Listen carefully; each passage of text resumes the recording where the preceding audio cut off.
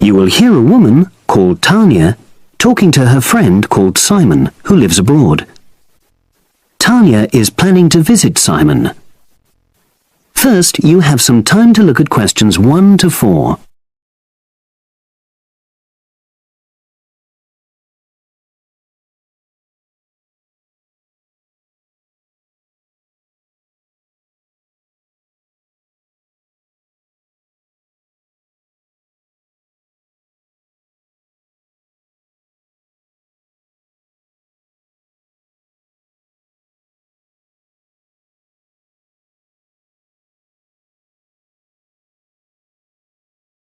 Now we shall begin. You should answer the questions as you listen, because you will not hear the recording a second time. Listen carefully and answer questions 1 to 4.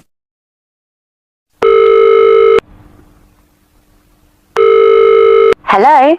Hi, is that Tanya? Yes, Simon. Lovely to hear you. How are you? Very well, and we're so looking forward to seeing you. So am I. Now, I don't have a lot of time, I'm afraid, so I wanted to make sure we've got all your details.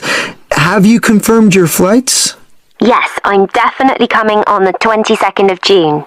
Excellent. Have you got your flight number? Not with me, I'm afraid, but I promise I'll email it. Let me make a note of all this. Yes, do, because one of us will try to come and collect you from the airport if we can. I presume you'll be coming into Terminal 1? I don't know. I'll have to find out which one it is. Yes, you must. We don't want to be waiting at the wrong one. But hang on, I'll be arriving at about lunchtime, and that'll mean you have to take time off work to pick me up. You really mustn't do that. Look, we're not all that busy at work, and if there's a problem, I can text you when you arrive, and you can take a taxi. Okay. There's a really good company called Pantera.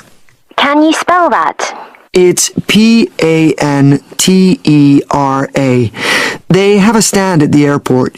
You can't miss it, and they're really reliable. Great, thanks. How far are you from the airport? About 40 minutes. And you're near the city centre, aren't you? We're east of it, actually. Don't tell the driver city centre because you'll really get caught up in traffic. Okay, and I'll make sure I carry your address with me. Now, have you got my mobile, cell phone number? Yes, you sent it last month. But I tell you what, I don't think I've got yours. I'd better have it now, just in case. Okay, and I changed it recently anyway. Ready? It's 07765 328 411. Before you hear the rest of the conversation, you have some time to look at questions 5 to 10.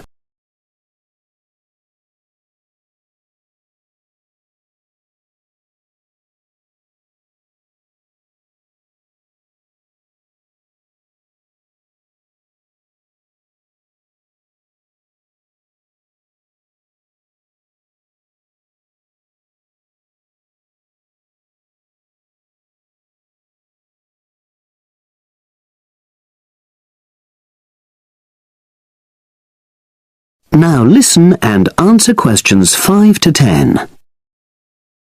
Thanks. Now, what should I pack? Well, all the usual, casual clothes mainly. Though you'd better bring an evening dress.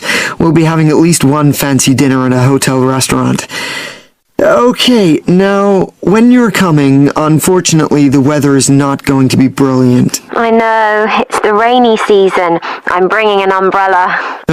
We have tons of those, so don't pack one. But pack a raincoat, a good one, 'cause we'll try and get out for plenty of hikes. Okay, sure. Sounds super. Just what I love. And I'd better remember to pack my sturdy walking shoes. Excellent idea. It's pretty rugged round here, so they have to be tough. I can imagine. I'm so looking forward to getting out. Oh, Simon, before I forget, you recommended I read a book about your area. Yeah. What was the name again? I'd like to read it, to get an idea of the history, etc. It's called Mountain Lives, and it's... Hang on, I'm just writing it down. Okay? And it's by Rex Campbell. Great. I'll try and get hold of that. Well worth it. Now, the really important things are gifts. Oh, don't worry about that. Just bring yourself. I know, but I'd like to get something for your parents. What about Janice? I know she loves English tea. Oh, that's very kind, but she's not drinking so much of that these days. But she'd love some chocolate. You know her favorite. Oh, yes, that'd be nice. I'll do that. And Alec, is he still into racing? Very much so. I was thinking of bringing a calendar, you know, with horse racing pictures. What a good idea. He'd love that. Great. So that's about it, I think. Yes, I think so. So you'll send me your number again? That is the end of section 1. You now have half a minute to check your answers.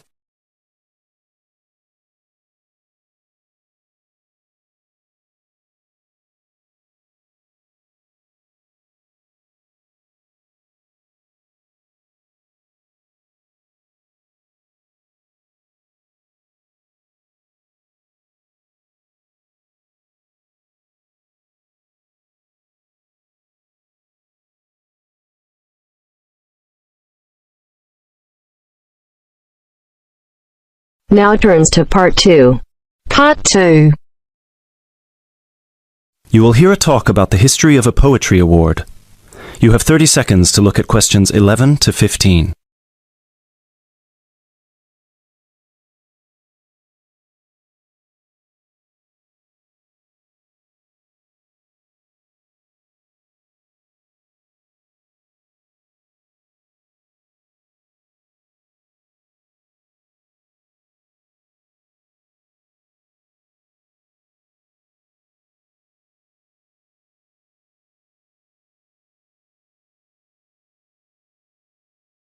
Now listen carefully and answer questions 11 to 15. Hello everyone, and welcome to this year's award ceremony for the Antonia Watson Memorial Poetry Award. As with previous years, the competition has been particularly fierce and we received numerous excellent entries, so it's an incredible achievement for our 3 finalists who are sitting here amongst you, and we should congratulate them all. However, as with every competition, there can unfortunately only be one winner, and we will be announcing them shortly. Before we do, though, a few words about the award itself. As most of you know, the Antonia Watson Memorial Poetry Award has been presented annually since 2010 and was presented biannually for 2 more competitions prior, once in 2008 and once in 2006. It is entirely funded by Antonia Watson's very generous parents, who offer £1,500 to the author of the best poem on a topic announced at each previous award ceremony, as well as £500 to the first runner-up and £250 to the second, bringing the total up to £2,250. Now, a few words on Antonia Watson herself, without whom none of us would be standing here today. I briefly knew Antonia while at university, where we were flatmates for a year, and I'm afraid that any speech I give will not be able to do her justice, as she was the kindest, sweetest person I've ever met. Thankfully, this part of my speech was written with the assistance of one of her siblings, Thomas Watson, who was not only her brother, but also her best friend. Antonia was born in Slayford, Lincolnshire, in December 1986. From a very young age, she displayed an inquisitive and creative nature, matched in volume only by the gentle kindness of her spirit. She wrote her first poem, named Love Barks, about the death of her dog at the age of 10. This was also her first poem to be published at her school's newspaper, just 2 months after another of her poems, Be Kind, won the 1996 Triad Children's Writing Competition and was published in the competition's anthology. While her early forays into poetry were crowned with impressive success, Antonia unfortunately ceased to write for a few years, following the death of her very dear grandfather, Peter William Watson, in 1999. You now have 30 seconds to look at questions 16 to 20.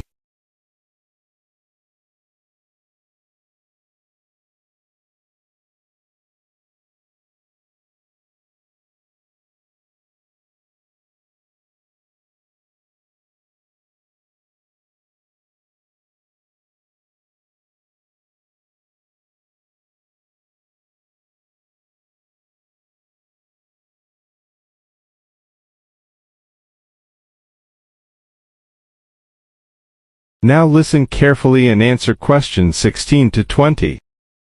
While her early forays into poetry were crowned with impressive success, Antonia unfortunately ceased to write for a few years following the death of her very dear grandfather, Peter William Watson, in 1999. Despite her writer's block, however, her artistic nature didn't lie dormant during the next 4 years. She had an active role in various theatre plays, and she also ventured into painting. A few of the plays are available on the internet, and you can find several of her self-portraits on our website, and you can see for yourself how impressive they are.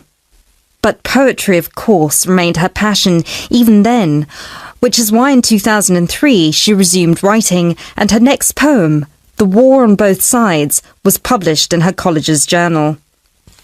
At the age of 18, Antonia moved to Sheffield to study English literature at the University of Sheffield. This is where she and I met, spending a whole year in adjacent rooms in a flat in central Sheffield. This is also where I met her good-natured, generous parents, Mr. and Mrs. Watson, who came to visit her regularly and always treated me like a daughter as well. Antonia and I grew very close during that period, and while we ran in different circles, we always found time for each other every week. Antonia self-published one collection of poems in August 2005. It was named Burning Stars, after the poem on page 16, which is also the date of her birthday. It was an immediate success amongst her peers at the University of Sheffield, and it was so cherished by her English literature classmates specifically that it had attracted the attention of one of her lecturers, who put her in touch with a literary agent. She had been due to begin working on her second collection right before her tragic passing in a car accident just 5 days before her 19th birthday in December 2005. Antonia was always interested in societal shifts and how they affect humanity as well as the environment, and this award was designed to reflect her faith that regardless of what we do, we are all inherently good. With this in mind, all of the topics this competition has dealt with have been about the potential and the positive side of humanity, such as this year's Young Love theme or last year's Inner Power theme. We've had poems about personal strength, about immigration, about gender equality and peaceful protest. And hopefully in 12 months, the poems we'll be awarding will be just as inspiring with the topic of poverty. I know Antonia would be really proud of what her parents and what all of you together have achieved. So, finally, let's get on with the actual award. As I said before, it's been a fierce competition this year, and with more than 5,000 entries, it was quite the task for our 3 judges to cut them down to just 3. But our 3 finalists definitely deserve to be here, and without further ado, I would like to... That is the end of part 2. You now have half a minute to check your answers.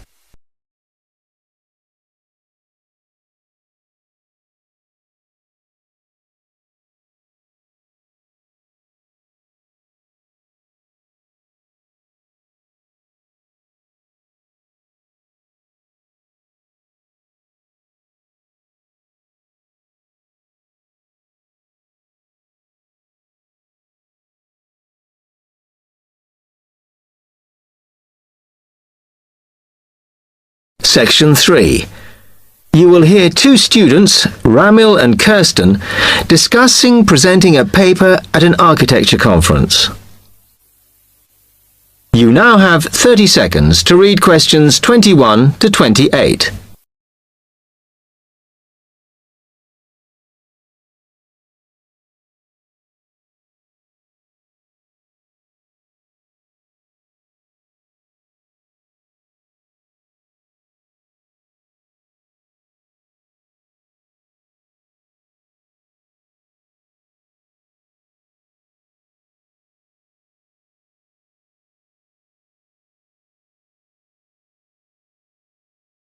Now listen carefully and answer questions 21 to 28. Hi, Kirsten. Have you heard about that architecture conference in Oxford at the end of the year? Yeah, I saw the leaflet on the notice board. As it's my final year, I ought to try giving a paper. but I've got no idea how to go about it. Oh, I think you should go for it. I did one last year. It's quite straightforward. First of all, you need to see what the conference themes are. You know, what topics they are covering. You can do that by looking it up on the website. You need to submit a paper that falls into one of the categories they give you. Oh, that may give me some ideas. Then, while you're doing that, you should also have a look at the information on how to submit your paper. The rules, if you like, such as the length. It's important you follow those. I see. And then I suppose the next stage is to start writing it up. I'd like to use it as an opportunity to propose some future work, but I understand it must be based on current work. Still, there's plenty to choose from. It makes sense to do something that I'm more familiar with. Yes, and the other thing is, when you've written it up, then go back and look at your data carefully and make certain that you've presented it in a format that is standard for your subject. Remember, people have to absorb information very quickly while they're listening. Don't make it too complicated. Okay, well, I reckon that'll take me about a month to get that sorted. Then the next thing I have to do, I guess, before I send it off to the conference organizer, is give the whole thing to the events officer so that he can look through it and see if it all makes sense and is okay. Yeah. Remember to warn him that it's en route so he can fit it into his schedule. Oh. Then you're done, really. All you have to do after that is to go through it and sort out any changes you need to make. Then finally, you can submit it. You can do that online. Phew, good. Then I just wait to hear, I suppose. How long does that take? It depends, but usually about 6 weeks. Oh. When you hear if your paper has been accepted, then at that stage, it's worth giving them a list of any technical things you need when you actually give the talk. A screen or video players or that sort of thing. Okay, but that's a long way off. And I know that if my paper is accepted, then at that stage, I have to give them a short text about myself and my academic background so that they can put it in the brochure. Famous at last. Yeah. First, you have some time to look at questions 29 to 30.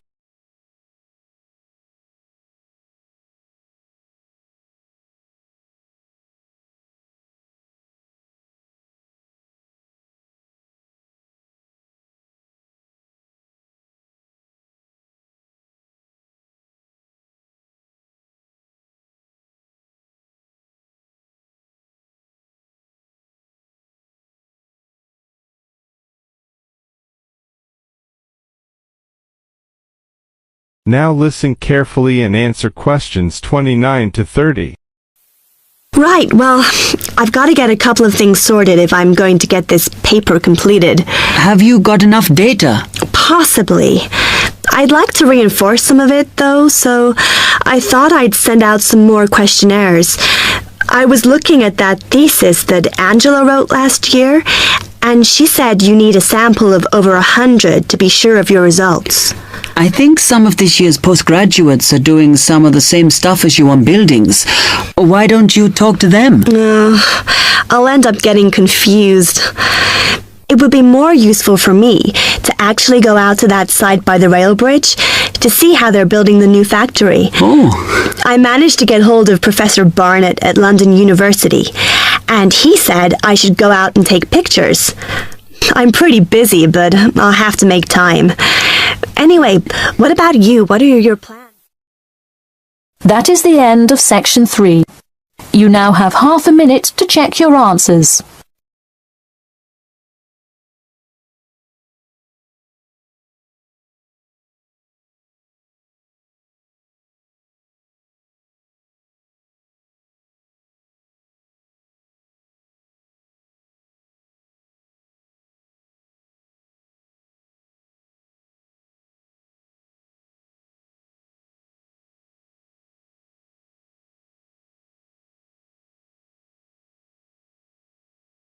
Now turns to part 4.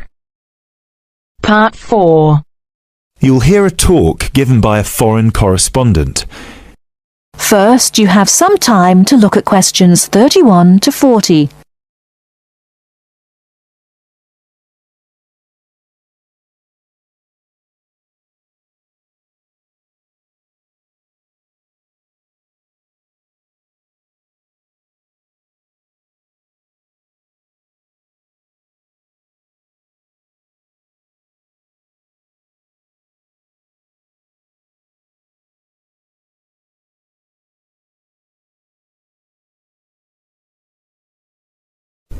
Now listen carefully and answer questions 31 to 40.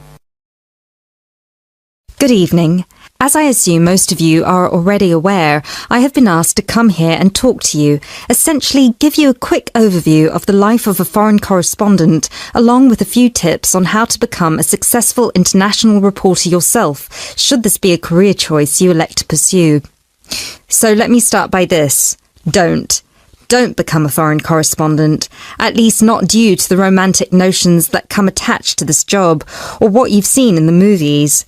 Being a foreign correspondent does not mean exotic adventures. It doesn't mean finding yourself at the heart of the action and putting yourself in danger to inform the world. Let me just tell you this.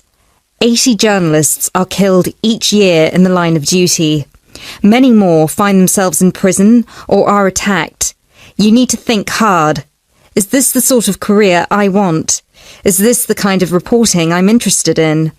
And only after you've carefully considered all the pros and cons should you decide. But let's focus on those of you who believe that, yes, you've got what it takes to be a foreign correspondent, and this is definitely why you decided to study journalism here. You're all third-year students, which means I don't need to waste my time telling you the basics. Of course, you need to read a lot. Books, novels, newspapers, blogs, and of course you need to be acceptably proficient in various media skills.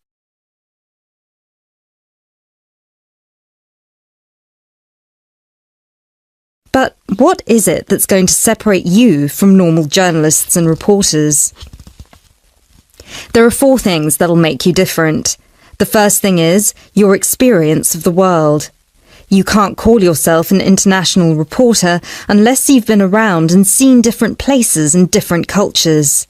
Seize every opportunity to visit other countries, meet people from around the world.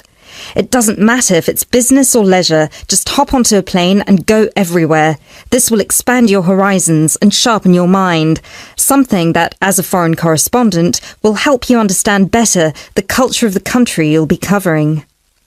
And speaking of culture, this is a term you need to make sure you fully understand. What's culture? What makes a country's culture? Explore the culture of the country you're interested in. The music, the literature, the religion. Are there any cultural practices or conflicts you need to be aware of? Are there any tensions within the country? Why?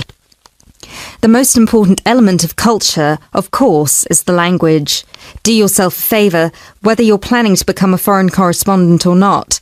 Learn a foreign language. So many of us are culpable for just sticking to just English. And while English is a very important language in the world, it would be foolish to think it's the only one. Pick a language whose sound you enjoy, a language you find interesting. Trust me, your future CV will thank you for it. And finally, history. Don't expect to be given a job as a foreign correspondent if you don't know anything about your target country's history. No piece of news is disconnected from the past. The whole world tells a story, and your coverage will suffer if you attempt to arrive in the middle with no reference to or understanding of what came before. The hows and whys always lurk in the past. Seek them. The world of international journalism is changing, like every other industry, due to the internet. The arrival of globalization brought with it a whole new set of rules, and you'll do well to comprehend what they mean for you. Unfortunately, gone are the days when a newspaper would hire you and deploy you to a country. Increasingly, newspapers around the world are beginning to favour freelance journalism, offering opportunities to local reporters with the necessary chutzpah and an understanding of the zeitgeist in their region. What this means for you is that you won't just have to start at the bottom. If you want to sustain yourself as an international reporter, you'll also have to pursue many different avenues at once. You'll need to persevere and push and build contacts everywhere. An old student of mine, a terrible student at university, but an incredibly intelligent woman, she came to find me at a conference that was recently held in Yemen, where I delivered a speech on the future of journalism. She was working for 3 different newspapers as a freelance foreign correspondent, one of them The Times, and she told me that the one piece of advice I gave her that stayed with her and helped her with her career was this: don't be afraid to fail. It will happen over and over again. It's how you deal with it that matters most. So keep this with you, this one piece of advice. Oh, and don't forget, your passports need to be kept current at all times. Thank you very much for listening. That is the end of part 4. You now have half a minute to check your answers.